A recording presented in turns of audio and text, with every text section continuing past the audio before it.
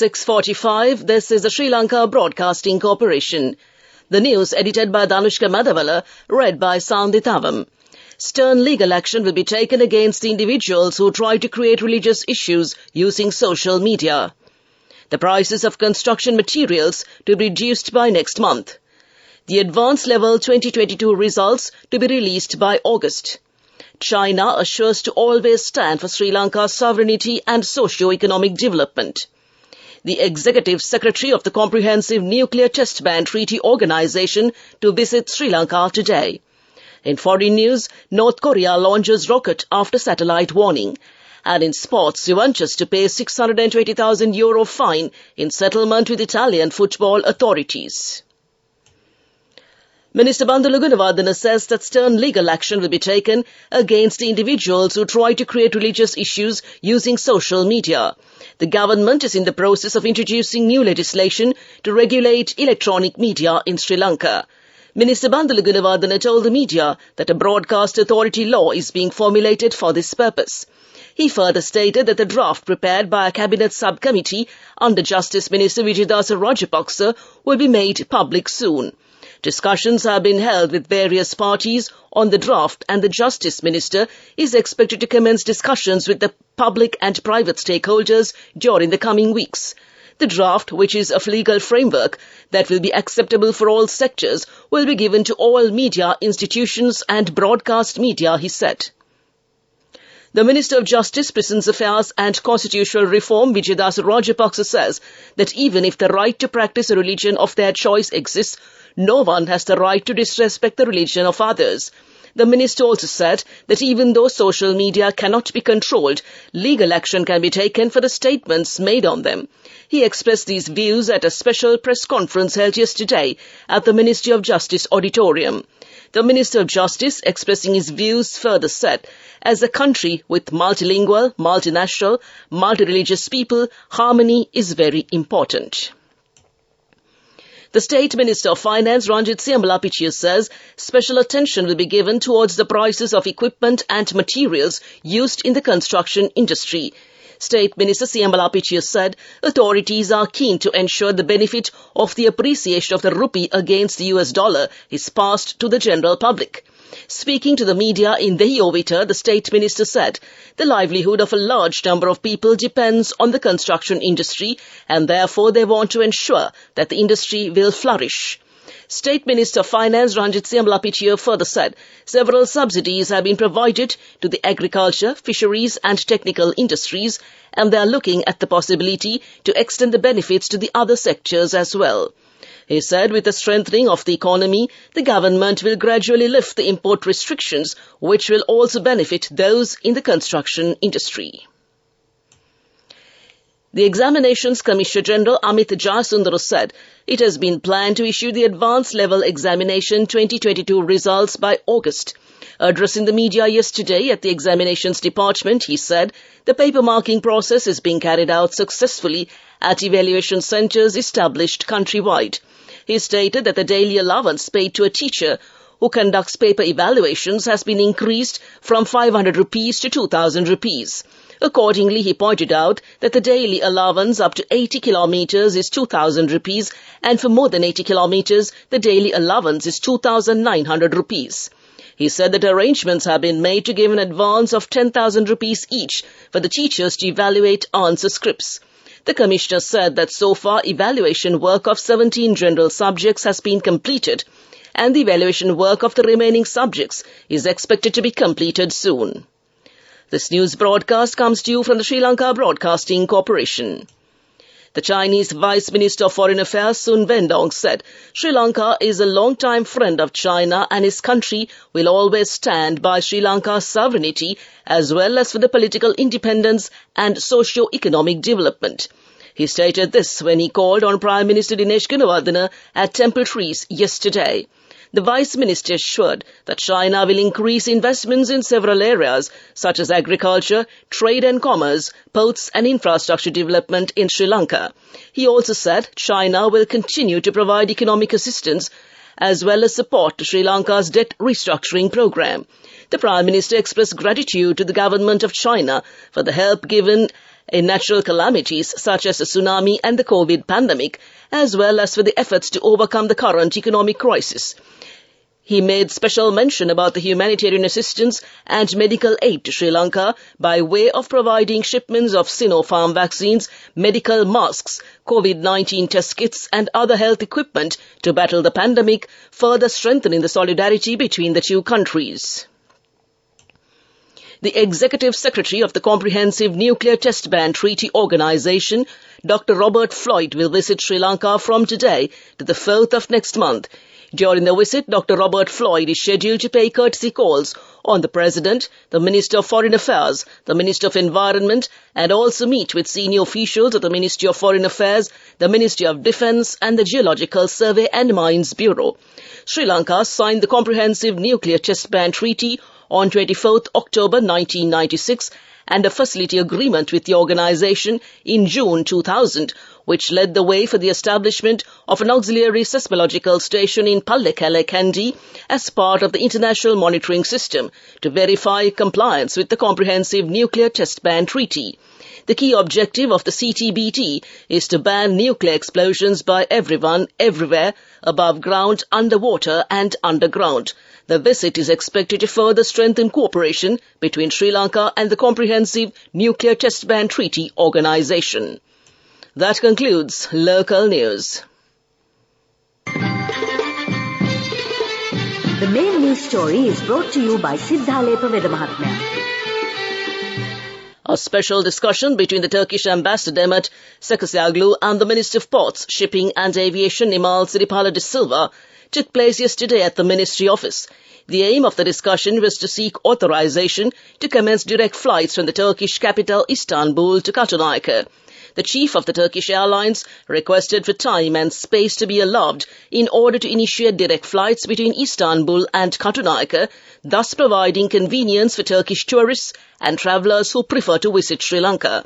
The minister announced that the request would be forwarded to the Director General of the Civil Aviation Authority of Sri Lanka and the Airport and Aviation Services Private Limited, and came to you in the main news story. The main news story was brought to you by Siddhalepa Vedamahatmya. On to Watchlight, the outpatient department of the Balangoda Primary Hospital was moved to another location as it was infected with fleas due to stray dogs taking refuge there. Due to the inadequate space and facilities of the newly started outpatient treatment department, patients and doctors coming to the outpatient treatment department and the staff are facing difficulties. Patients visiting the hospital say that this has become a health issue and came to you in Watchlight. On to a bulletin of world news making headlines this morning. North Korea launches rocket after satellite warning. Putin says Ukraine trying to frighten Russians. And US penalizes Kosovo after violent unrest. North Korea has launched a rocket shortly after announcing it planned to send up its first space satellite, sources in Japan and South Korea say. Japan issued a warning to residents in the southern prefecture of Okinawa, but later reported there was no danger of the rocket hitting its territory. The rocket has since come down, possibly after breaking up in the air. North Korea said earlier it planned to launch a satellite by 11th June to monitor US military activities. Japan said it is ready to shoot down anything that threatened its territory. Russian President Vladimir Putin has responded to Tuesday's drone attacks on the capital Moscow, accusing Ukraine of trying to frighten Russians. He said civilians were targeted, but air defenses dealt satisfactorily with the threat. The Defense Ministry said at least 8 drones caused minor damage, but Kyiv has denied responsibility. This is the first time the city has been targeted by multiple drones since Russia's invasion of Ukraine. Moscow Mayor Sergei Sobyanin said no one was seriously injured. Several drones fell on an exclusively western suburb where senior officials live. Speaking on Russian TV, Mr. Putin said the attack has been a response to what he described as a Russian attack on Ukraine's military intelligence headquarters in recent days. The BBC was unable to independently verify whether any such attack took place. The US has announced measures against Kosovo for ignoring its advice to avoid raising tensions in majority Serb northern areas. It has criticized Kosovo's decision to install ethnic Albanian mayors in northern Kosovo by forcible means. Kosovo has been expelled from participating in an ongoing American-led military exercise in Europe. The police and NATO troops clashed with Serb protesters in Zebkan, North Kosovo on Monday. Protesters had tried to invade a government building amid unrest over the installation of the ethnic Albanian mayors in areas where Serbs make up the majority of the population. Back to the headlines of the world news. North Korea launches rocket after satellite warning. Putin says Ukraine trying to frighten Russians. And the US penalizes Kosovo after violent unrest. That concludes this bulletin of world news. Development News. In response to a request from the government of Sri Lanka, the State Bank of India has extended the tenure of the $1 billion credit facility provided to the Sri Lankan government for procurement of essential items in March 2022. In this context, an amendment agreement was signed on May 30th, 2023, in the presence of the Finance State Minister Shehan Semasinga, senior officials from the Ministry of Finance of Sri Lanka, and from the Indian High Commission of Colombo. The State Bank of India officials joined the event from India virtually. With the signing of the amendment agreement, the credit facility will be available for use of the Sri Lankan government for a period of 1 more year, till March 2024. It may be recalled that since last year, the facility has been used for urgent procurement of fuel, medicines, food items and industrial raw materials as per the requirements and priorities of the Sri Lankan government and came to you in Development News. And taking a look at sports.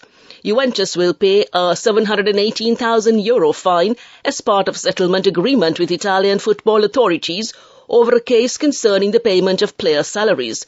Juventus were docked 10 points last week over a separate investigation into the club's past transfer dealings. The settlement means Juventus have accepted that a 10-point penalty and will not receive a further points deduction. It brings an end to any ongoing cases involved with the Turin club. As well as the overall fine for the club, the Italian Football Federation gave fines to several officials, including former vice-chairman Pavel Nedved and ex-sporting director and managing director Fabio Paratici.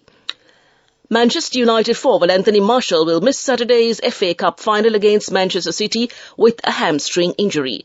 The France international sustained the injury in Saturday's 2-1 win against Fulham at Old Trafford. Tests revealed the 27-year-old had suffered a muscle tear, the club confirmed on Tuesday.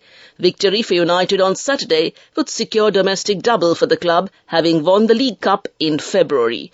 All that came to you in sports news. We take a look at business news next.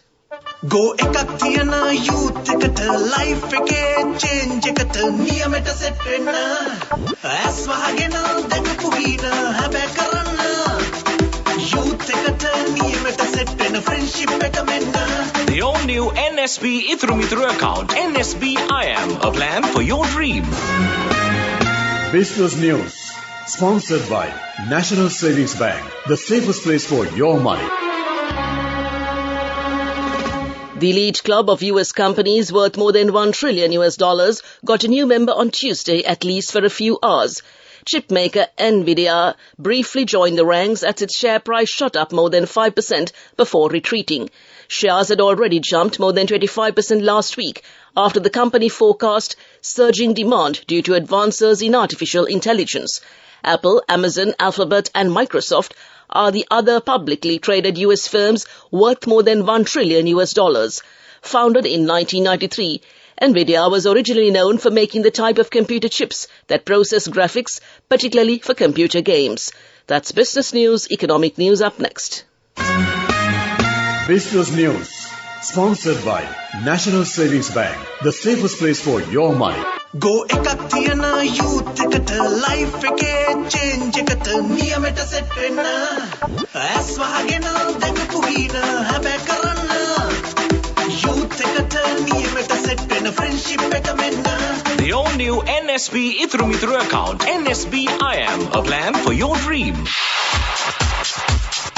Economic news, courtesy of... For the 5th consecutive year, LOLC is awarded People's Financial Services Brand of the Year at the 2022 Slim Kantar People's Awards. As the People's Financial Services Brand of the Year, LOLC continues to place the customer first, and this has won the hearts, minds and trust of Sri Lankans, with yet another prestigious award as proof of this lasting commitment.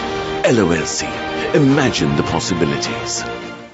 The Urban Development and Housing Minister Prasanna Ranatunga called on the authorities to pay more attention to the tourism, fishing industry and investment sectors when preparing the Eastern Metropolitan Development Plan. The minister was speaking during a discussion held at the Urban Development Authority Auditorium on Monday, as instructed by President Ranil Wickremesinghe that speedy measures be taken to implement the Eastern Metropolitan Development Plan. So far, preliminary work has been started on the development plans of the Trincomalee, Batticaloa and Ampara districts. These are designed by a Singapore Institute of City Architects on the advice of the Urban Development Authority and came to you in Economic News. LOLC Finance is taking the power of innovation to the next level, winning 5 golds at the Technovation Awards 2022, leading the digital revolution with cutting-edge interbanking digital payments. LOLC Finance claims the overall gold award, whilst also claiming an extraordinary victory in digital banking. Weather report. Showers or thundershowers will occur at several places over the island during the evening or night. Showers may occur in the western and Sabroga provinces and in the Galle and Matara districts in the morning too. Fairly heavy showers, about 75 millimeters, are likely at some places in the central, Sabragamo, eastern and Uva provinces. To conclude this news broadcast, a recap of the headlines. Stern legal action will be taken against the individuals who try to create religious issues using social media. The prices of construction materials to be reduced by next month. The advanced level 2022 results to be released by August. China always stands for Sri Lanka's sovereignty and socio-economic development. The Executive Secretary of the Comprehensive Nuclear Test Ban Treaty Organization to visit Sri Lanka today. North Korea launches rocket after satellite warning. And Juventus to pay €620,000 fine in settlement with Italian football authorities. With that, we conclude this morning's news broadcast.